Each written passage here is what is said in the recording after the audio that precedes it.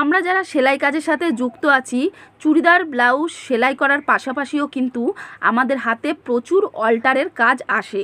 অল্টারের কাজ বলতে আমি বোঝাতে চাইছি যেমন লুঙ্গি সেলাই করা, চুড়িদার ফিটিংস করা, বা চুড়িদার নাইটির হাতা লাগানো বা চেন লাগানো, এরকম অনেক অল্টার কাজ আমাদের কাছে আসে এবং এগুলো করলেও কিন্তু আমাদের মাস গেলে হাতে কিছুটা মানি চলেই আসে। তাই আজকে আমি এই নিয়েই তোমাদের সাথে শেয়ার করব অল্টার কাজের কিছু কাজ। তো কোথাও স্কিপ না করে চলো ভিডিওটি শুরু করা যাক।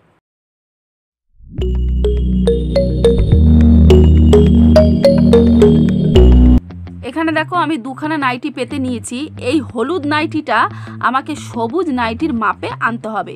তার জন্য আমি এই যে 1 ইঞ্চি মেপে দাগ কেটে নিলাম এবং এই দাগগুলো একসাথে মিলিয়ে দিলাম। মিলিয়ে দেওয়ার পর এবার আমি এটিকে কাঁচি দিয়ে কাটিং করে দিচ্ছি। এরপর চলে আসবো হাতার দিকে। হাতাও সেম, মেন হাতার মানে সবুজ নাইটির হাতার থেকে আরও 1 ইঞ্চি এক্সট্রা নিয়ে হলুদ নাইটির ওপর দাগ কেটে নিচ্ছি। স্কেচ পেন দিয়ে দাগ কেটে নিচ্ছি যাতে তোমাদের বুঝতে সুবিধা হয়। এরপর এটিকে আমরা কাঁচি দিয়ে কাটিং করে ফেলবো। কাঁচি দিয়ে কাটিং করা হয়ে গেলে এরপর নাইটিটা উল্টে এই যে দু সাইডের যে জোড়া সেলাই রয়েছে নিচের দিকে সামান্য একটু একটু করে জোড়া সেলাইটা আরেকবার মেশিন দিয়ে সেলাই করে তারপরে আমি এই নাইটি হাফ ইঞ্চি করে মোট 1 ইঞ্চিতে সেলাইটা করে নেব।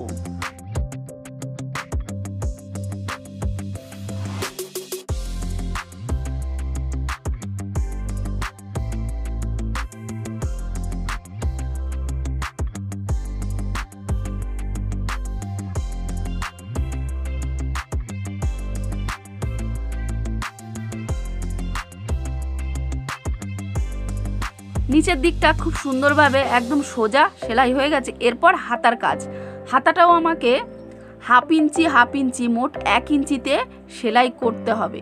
সেলাই করে এরকমভাবে সেলাই করে আর কি মুড়ে দিতে হবে।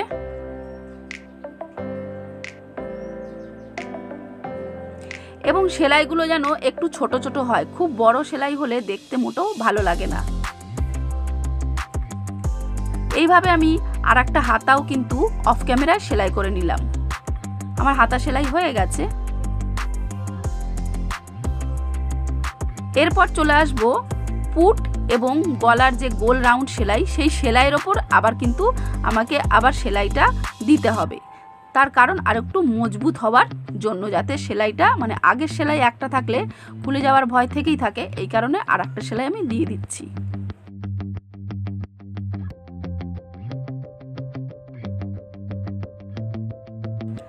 এরপর হাতার যে জোড়াটা থাকে, বডির সাথে হাতার যে জোড়া থাকে যে সেলাইটা, সেই সেলাইয়ের ওপর আরেকবার মেশিন সেলাই চালিয়ে দিচ্ছি।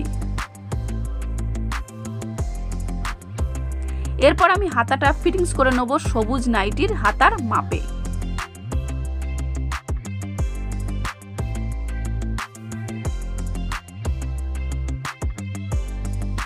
ফিটিংসের দাগ দেওয়া হয়ে গেলে এরপর বডির সেলাইয়ের সাথে দাগটা আলতো আলতো করে মিশিয়ে দিতে হবে।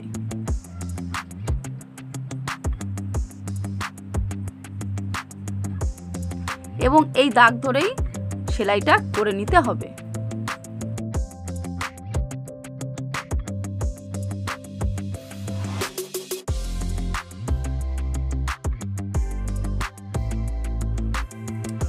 এক ধার এইভাবে সেলাই হয়ে গেলে আমি অফ ক্যামেরাতে আর এক ধার সেলাই করে নেব এবং এইভাবেই কিন্তু পুরো নাইটিটা আমার সেলাই হয়ে গেল। দেখো একদম ফিটিংসে চলে এসছে হলুদ নাইটিটা সবুজ নাইটির মাপে।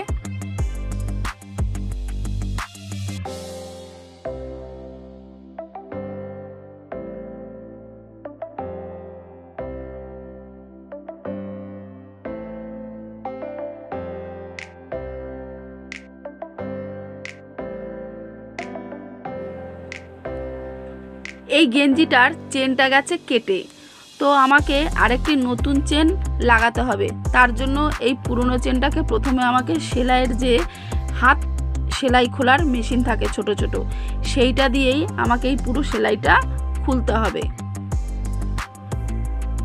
এই যে সেলাইয়ের একটা ছোট্ট মেশিন মানে হাত সেলাই খোলার একটা ছোট্ট মেশিন, এই মেশিনের মাঝখানে কিন্তু একটু আর কি ছোট্ট টাইপের ব্লেড ধরনের লাগানো আছে, যার জন্য সুতোগুলো ফটফট করে খোলা যায়। তো এইভাবে পুরো চেনটাকে আমি খুলে নেব এবং খেয়াল রাখতে হবে যাতে ওই ব্লেডের ধারে কাপড়টা কেটে না যায়। চেনটা আমার পুরোপুরি খোলা হয়ে গেলে এই পুরনো চেনের মাপে আরেকটি নতুন চেন আমাকে কাটিং করে নিতে হবে।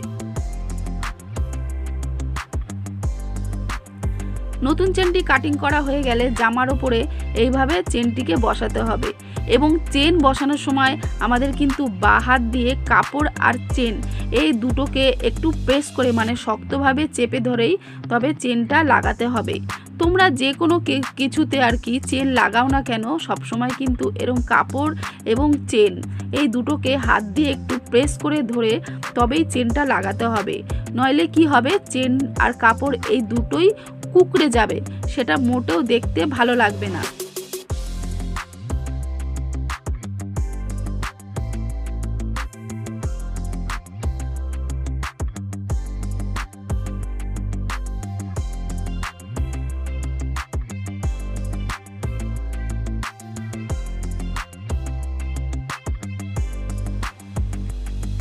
চেনটা আমার একবার সেলাই হয়ে গেলে পাশ দিয়ে আমাকে আর একটা সেলাই দিয়ে নিতে হবে, তার কারণ যাতে চেনটা আরেকটু শক্তভাবে সেলাইটাকে ধরে রাখতে মানে জামার সাথে চেনটা শক্তভাবে বসে থাকতে পারে। এরপর ওপরের পট্টিটা আমাকে চেনের ওপর দিয়ে ঠিক আগের মতো করেই লাগাতে হবে।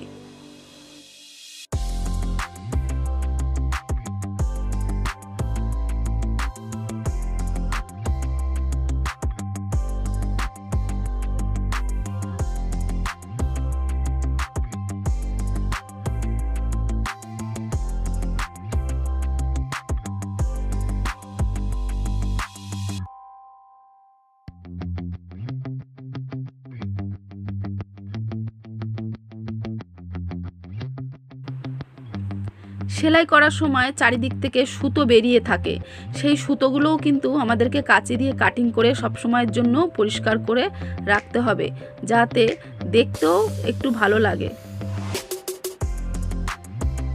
এক সাইডের পট্টি লাগানো হয়ে গেলে অপর সাইডের পট্টিটাও লাগিয়ে নেব।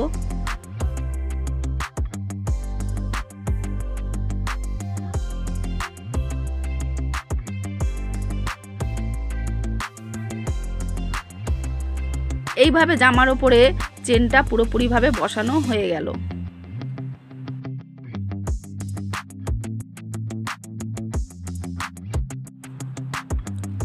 এরপর তোমাদের সাথে আমি চুড়িদারের মাপ কিভাবে দিতে হবে সেটা শেয়ার করব।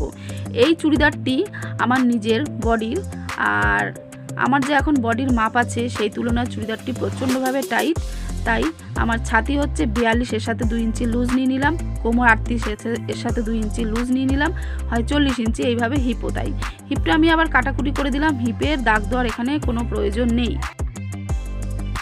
ছাতি আছে এখানে 44 ইঞ্চি, হ্যাঁ মানে ওপরের 22 ইঞ্চি এবং নিচের দিকে 22 ইঞ্চি, কিন্তু আমার ওপরের দিকে আছে 24 ইঞ্চি, মানে 22 ইঞ্চি থেকে 2 ইঞ্চি এক্সট্রা। তখন কি করতে হবে, 2 ইঞ্চি যেহেতু এক্সট্রা, ডান দিকে আমাকে 1 ইঞ্চিতে পয়েন্ট করতে হবে এবং বাঁ দিকে 1 ইঞ্চিতে পয়েন্ট করতে হবে। এইভাবে ছাতির মাপটা বেরিয়ে গেল। এরপর চলে আসি সোজা কোমরের দিকে। কোমর হচ্ছে 40 ইঞ্চি, মানে ওপরে 20 ইঞ্চি, নিচের দিকে 20 ইঞ্চি, এভাবে 40 ইঞ্চি, কিন্তু 20 ইঞ্চির থেকে এখানে 3 ইঞ্চি আরও এক্সট্রা, মোট 23 ইঞ্চি। তখন আমাকে এখানে 1.5 ইঞ্চিতে একটা পয়েন্ট করতে হবে আর বাঁদিকে একটা 1.5 ইঞ্চিতে পয়েন্ট করতে হবে। এইভাবে ছাতি আর কোমর মিলিয়ে দেওয়া হলো চক দিয়ে। এরপর চলে আসি হিপ। হিপ এখানে সেরকমভাবে আর কি আমরা ফিটিংসের মাপ দেব না, সোজা কোমর থেকে হিপের যে জোড়াটা সেখানেই চক দিয়ে একবারে দাগটা টেনে দেওয়া হবে, কারণ সেলাইটা সম্ভব না খোলা। এরপর হাতার ফিটিংসটা আমার পুরোপুরি ঠিক আছে, তখন কি করব, ছাতি দিয়ে হাতার ফিটিংসে একটা চক দিয়ে এরকমভাবে দাগ টেনে দিলাম এবং ডান দিকের হাতা হয়ে গেলে সেম বাঁ দিকেও তাই হবে। হাতা, ছাতি, কোমর, হিপ এইভাবে চক দিয়ে দাগ দেওয়ার পর সেলাইটা প্রথমে করে নেবে, তারপর আগের সেলাইটা খুলবে। প্রথমে চকের ওপর দিয়ে সেলাইটা করে নেবে, তারপর আগের সেলাইটা খুলে দেবে। তাহলে সুবিধা হবে। এরপর বলে রাখি, যাদের কাত পড়ে যাওয়ার সমস্যা, আমার কাত ঠিকই আছে, পড়ে যায় না, টাইটভাবেই বসে থাকে, যাদের কাত পড়ে যাওয়ার সমস্যা তাদেরকে আমি এই টিপসটা একটু বলে রাখি। একদম এই কোণা থেকে চকের দাগ শুরু করে, মানে হাতা যেখান থেকে শুরু পুট, সেখান থেকে কোণা থেকে দাগ শুরু করে নিচের দিকে 1/2 ইঞ্চিতে দাগটা মিলিয়ে দিতে হবে। এইভাবে ঠিক এরকম ডাউন করে সেলাইটা দিতে হবে। তো আজকের ভিডিও এইটুখানি, এখানেই শেষ।